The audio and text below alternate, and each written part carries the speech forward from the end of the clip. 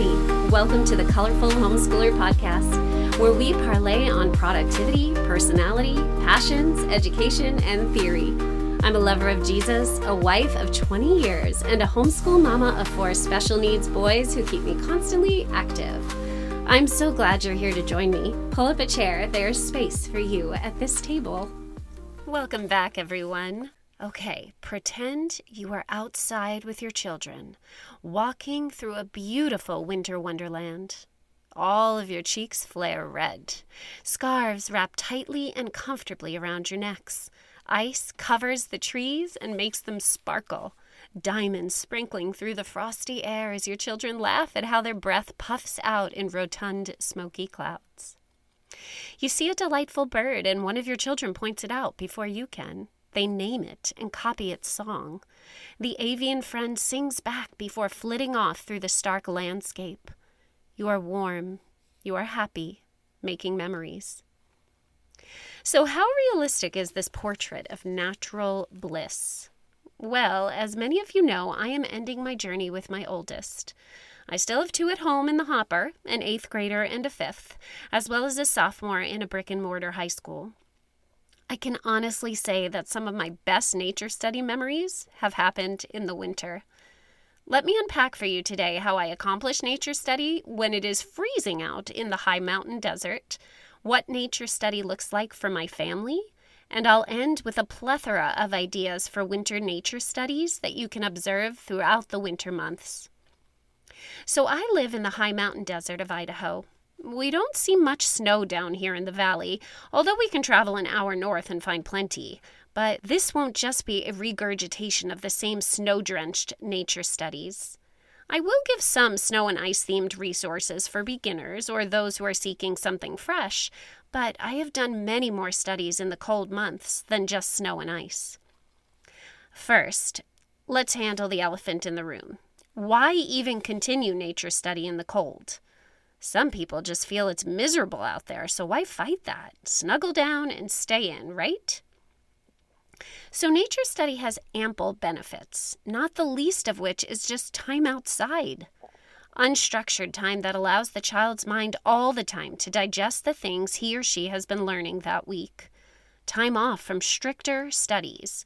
And as my children grew older, I saw the need for this just as strongly as when their minds were tender. Neurodivergent or not, we all need a break from intense focus sometimes. Let's check out the science. Several psychological studies have shown time in nature linking to improved cognitive function. The biophilia hypothesis, set forth in 1995 by S.R. Kellert and E.O. Wilson in their landmark book of the same name, postulated that we have grown with nature throughout history to prefer it for health and mental acuity. The attention restoration theory and stress reduction theory both posit that nature helps us deal with all of the distractions and the high cortisol output of modern life. This is the same for our precious children, who have not built up all of the defenses that we have. And yes, in the cold also, all year round, as much time in nature as is possible. Our nature study time is admittedly shorter at times in the colder months, but we don't miss many Fridays throughout the year. So how does nature study look for us? When my children were young, it was very much about reading nature lore or lovely living books about scientific natural things, told in a conversational tone and written by one author who loved their subjects. And I'll give you a bunch of examples of these at the end of the podcast. Then we would go out and search for that item in person, or ask questions about the things that we observed throughout our hike. We often went to different places, only usually returning to a favorite spot a few times a year, hopefully observing it during different seasons. We would then sit and sketch or watercolor what we had been most interested in. We would often write some questions next to our illustration and go home to spend some time looking up the answers. When they were young, in the warmer months, we would bring the watercolor journal with us and sketch and paint that something that we observed while on the trail. However, in the colder months, sitting still for too long tends to be a large deterrent to returning outside the following week. So in the winter season, we would leave after our hike and observation time, and we would journal at home. Any questions we had would be looked up at that time as well, or written down for perusal at a later time. As they grew, we would often do an object lesson through nature study, sometimes even experiments in the field. I required their nature journal to start looking more like a field journal, complete with measurements and labeling. We would read books at each child's age level, sometimes spanning weeks of time, on a specific topic, and then go observe it in person in natural habitats. This is sometimes known as special studies, but we would incorporate it into nature study. I will do a later podcast sometime where I dive deeper into nature study through the years, how we have grown and expanded within nature study so it still makes sense to us to use a full day every week as a nature study day. This is just a basic understanding of what we do, a scratching of the surface, so to speak. Hopefully that was helpful. So how do we get outside in these colder months? Layers, layers, layers. Layers are the most important thing. I'm doing an Instagram post in the next week on how to dress so you can get out for winter runs. I'm a runner. Check that out. It's the same idea for you and your children during nature study. Good wool leggings or a sturdy base layer under all of your clothing. Polyester or wool pants, no cotton. It's known in outdoor circles as the killer cloth. Don't do it. It holds your moisture and will make you cold in the winter or overheat in the summer. Invest in some base layer glove liners and then some good gloves or mittens that will keep hands warm. Quality wool socks and good warm boots. They can wear their snow pants and down jacket if they want to. Always still bring water.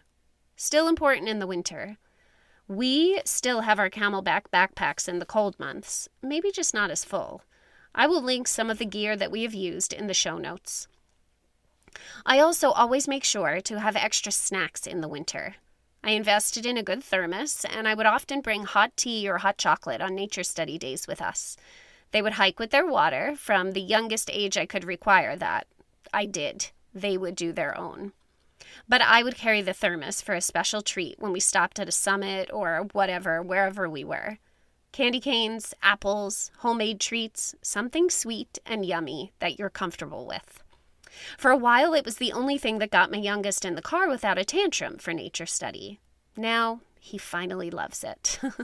For a while there, though, there was a lot of crying on the trails.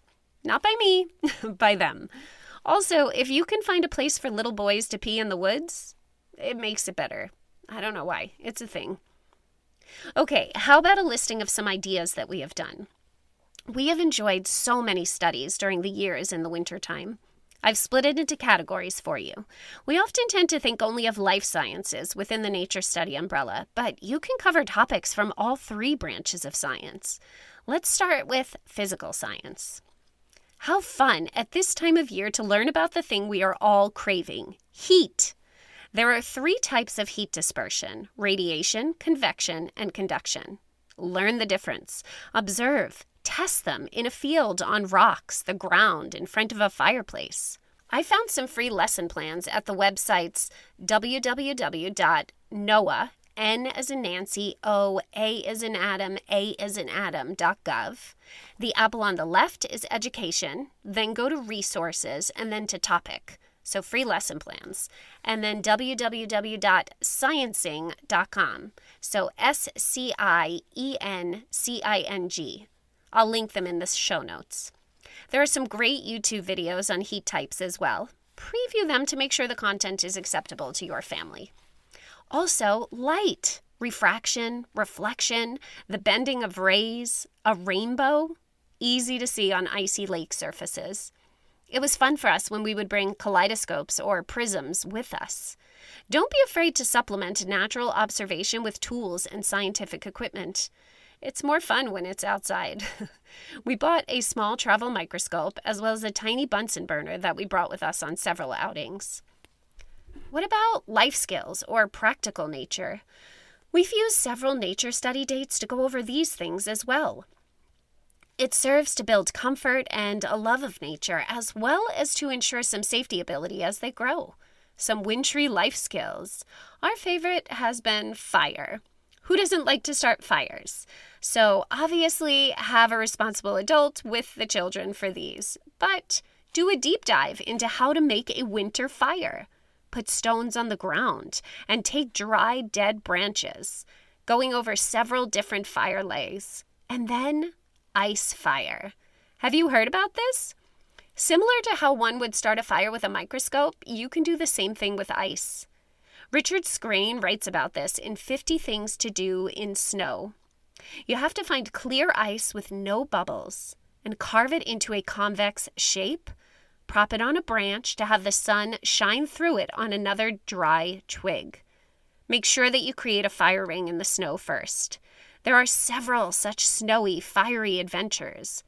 That's been fun through the year, with no heightened sense of danger in our high mountain desert, extremely dry area, as there is in the summer. What about winter foraging? Although it's not the same bounty as the greener months, there are still things to forage and enjoy during the winter. Winter survival skills, how to build an ice shelter or a snow igloo, how to cook warm soup outside in the winter, finding wind blinds that keep you out of the direct path of the breeze, or even building those wind blinds, learning about frostbite, hypothermia, and how to recognize the signs of such in themselves or others. The final life skill category I remember doing is learning what the winter garden needs. From composting your beds to creating new compost piles, learning all about compost and what is in it, mulch, there are needs for your winter garden. Going over plant diseases that hit your garden last year and learning how to better protect your bounty this year is intriguing and interesting since your children saw it firsthand. Learning about soil, the nematodes, and deeper life in soil, how to take care of our soil, how to rebuild blasted soil, so much to do there. How about some wintry earth science? And don't worry, we'll finish with life science options. But who's up for some rocks? Identification, the rock cycle, the carbon or phosphorus cycle, those are two different ones, types of rocks, and add in the aforementioned heat of convection and conduction upon those named rocks. Which one does a rock create when we sit on and our butts get cold? You want to know now, don't you? Easy to study some weather patterns like clouds, air pressure, weather tools, levels of the atmosphere. A little troposphere to exosphere. We made up games about them and would chant silly songs about different layers while hiking. And, of course, ice and snow studies. We also enjoyed studying rivers and riparian zones in the winter. They're often moving fast enough where they aren't totally frozen over, so you can get some interesting pockets of fast-moving water and then some beautifully weird ice pileups in front of or around them. Seeing the local watershed or riparian zone is interesting because there are different varieties of waterfowl and wildlife during these months. Going over landforms around the riparian zone can be cool also, pointing out mini peninsulas, a small isthmus, random islands or habitats of grebes tied to tiny bundles of marsh grass. So much to see when we aren't distracted by the big, bright green things that eclipse these smaller life forms in the warmer months. That's one thing about winter nature study is that it gives you time and opportunity to work on truly focusing on the slower and smaller things around us. Finally, in our earth sciences, although I got a little squirrely up there in bringing about the Greb's house. Whoops, that's life science. But finally in earth science, what about astronomy? Studying the stars and planets is so much easier in the colder months due to it getting dark earlier. Comets and auroras and the Milky Way, oh my. The Earth's rotation and seasons, why they occur, pretty easy to observe at this time. Shadows, light, dark. The last category would be life science for winter nature study. Easy ones to pick out are the animals that are still awake and around. Animal tracks, those squirrels, many birds that don't migrate. Winter bird study was always a favorite for us. We did a deep dive into wolves one year. There's coyotes, deer, elk, reindeer. All of these can be observed during these colder months. It's a lot of fun to study how to identify different types of evergreens. There are a ton of free watercolor tutorials online as well for these. We would enjoy those every once in a while after studying something specific for our object lessons. We also studied the different kinds of winter rest, and in our older years went pretty deep into the differences between torpor and hibernation, diapause, migration, and brumation. We sketched different animals that did each, read picture books as well as some chapter books about some of these animals and insects. We actually picked out an adult nature book on diapause this year that I'm pretty excited about that we will be jumping into. We may not read all of that type of book, picking certain chapters that will teach some observable skill. Then, if we don't decide to finish it as a family, I will leave it around in our book corners for the boys to pick up when and if they want. They didn't always, but they often do. The field of botany is still rich in study throughout the frozen months. Learning about the layers of the tree, what is happening inside a deciduous tree during its long sleep, that was fascinating to us. Studying bulbs as well as sticks and buds, we did that a few times. You can always select some sticks with noticeably closed buds and put them inside your home in water.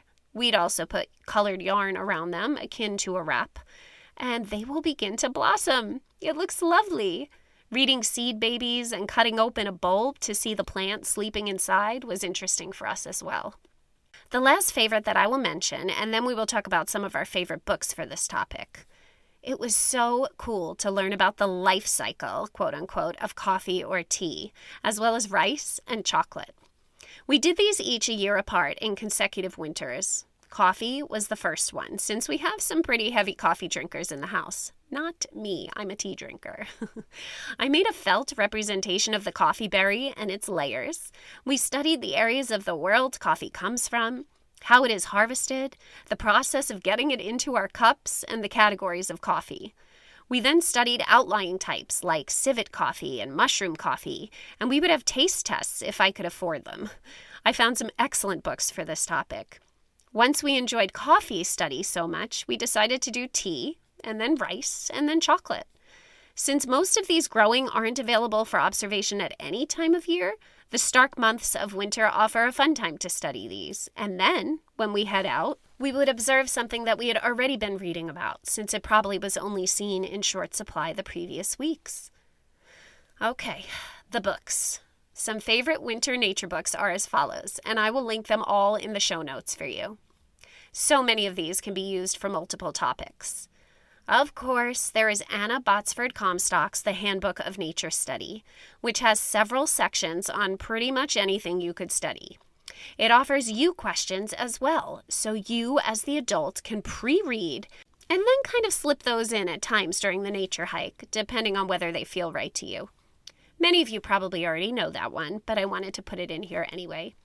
But do you all know that Living Book Press has the Nature Notebook series, kind of like field journals that go along with each section of the Handbook of Nature Study? So that makes observing so much easier. Some other OG favorites are Jean Henry Faber's Storybook of Science. Here's a bit from Chapter 56, The Year and Its Seasons. The Earth takes 1 day of 24 hours to turn on its axis, 1 year to turn round the sun, said Jules. Well, that is it.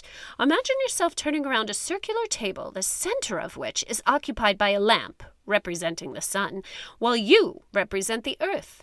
Each of your walks around the table is 1 year. To represent things exactly, you must also turn on your heels 365 times while you circle the table once. See? Isn't that such a pleasant way to learn something? It's written as the story of an uncle, a mother, and a farm helper who explain in story form when children ask them questions about observed things. The Burgess Bird books, really any of the nature books by Thornton Burgess, they are all wonderful. We've loved each of them. Another that we've used consistently is The Sciences, a reading book for children by Edward Singleton Holden. Listen to this part about the planets. Agnes, aren't there any stars in between the Earth and the sun, Jack? Jack, not one. The real stars are thousands and thousands of times farther off. We call Venus the evening star, but Venus is not a star at all, but a planet. Let me tell you, so that you can make a sort of picture of it all in your minds. The sun is there in the middle of space, and all the planets move round him, just as the Earth does. Nearest to the sun is the planet Mercury. Then comes the planet Venus, and then the planet Earth. Agnes. Oh, that sounds queer, the planet Earth. Though of course we know the Earth is a planet. Jack. Yes, exactly so. And then there are other planets farther away from the sun than the Earth. Mars, for one, and then Jupiter, and then Saturn, Uranus, and then Neptune. Neptune is 30 times as far from the sun as the Earth is. Here's a little table that I will write down for you to keep. You need not memorize it, only recollect that Mercury and Venus are nearer to the sun than we are, and that all the others are farther away. Again, isn't that a lovely way to learn something? As if you're listening in on a conversation that you want to be a part of. This book has excellent information on astronomy and some of the physics topics that I offered. There's also scientific dialogues intended for the instruction and entertainment of young people by Jeremiah Joyce. I would recommend Volume 2, Astronomy, and Volume 3 and 4, Hydrostatics and Pneumatics. This was also written as a conversation between the children's father and a boy and girl child. This one uses higher level language, but we were able to use it from when my boys were small as a more scientific explanation, and then we would add in some picture books. I just ordered Exploring Nature in Winter, a guide to activities, adventures, and projects for the winter naturalist by Alan Sivansara. I hope I pronounced his name right. This book looks fantastic. It goes into winter botany, astronomy, survival, and wildlife. It talks about the best way to photograph winter nature excursions and winter weather patterns and forecasting. Many of these can be found on archive.org for digital copies, as well as using my show notes for the live links. We've also enjoyed the Cloud Spotter's Guide, The Science, History, and Culture of Clouds by Gavin Prater-Pinney. This has chapters dedicated to each type of clouds. It's written in a conversational tone that shares the author's love for this topic and tells his stories alongside scientific knowledge. We have laughed quite a few times as we read this out loud. Wandering Through Winter, A Naturalist's 20,000-Mile Journey Through the North American Winter by Edwin Teale is told in memoir form, but serves as an excellent nature lore read aloud. Some picture books that we've used time and again would be, of course, Owl Moon by Jane Yolen, any of the Moon series by Jean Craighead George, Animals in Winter by Henrietta Bancroft, The Big Snow by Berta Hayter, Snowflake Bentley by J.B. Martin, The Longest Night by Marion Dane Bauer, Pond Year, Catherine Lasky, A Year in the Forest by Bill Hall, and I'll link a few more in the show notes. The whole Mousekin series, those are sweet nature books too. And oh boy, we love the Hollow Tree Night and Day series by Albert Bigelow Payne. It concerns a group of animals that live in a hollow tree and chat about the different things that happen during the seasons. Content consideration, though, there is a lot of smoking. The animals like to smoke.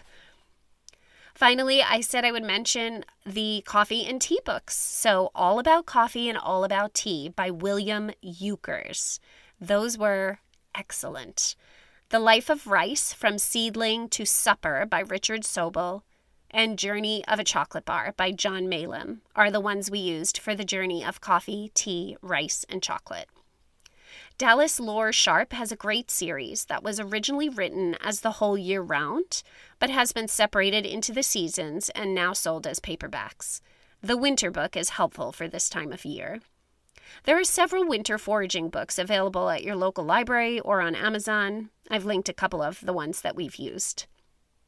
To all of you diehards like me, who are determined to provide fresh, new outdoor experiences all year round to your children as well as yourself, I salute you. Hopefully this was helpful and provided some creative ways to attack this goal.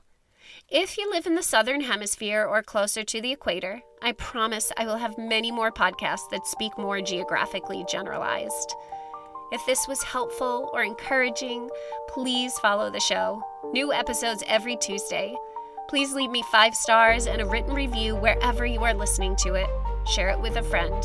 Let me know how you like it and if there are any topics you want discussed. Remember, everyone, I believe in you.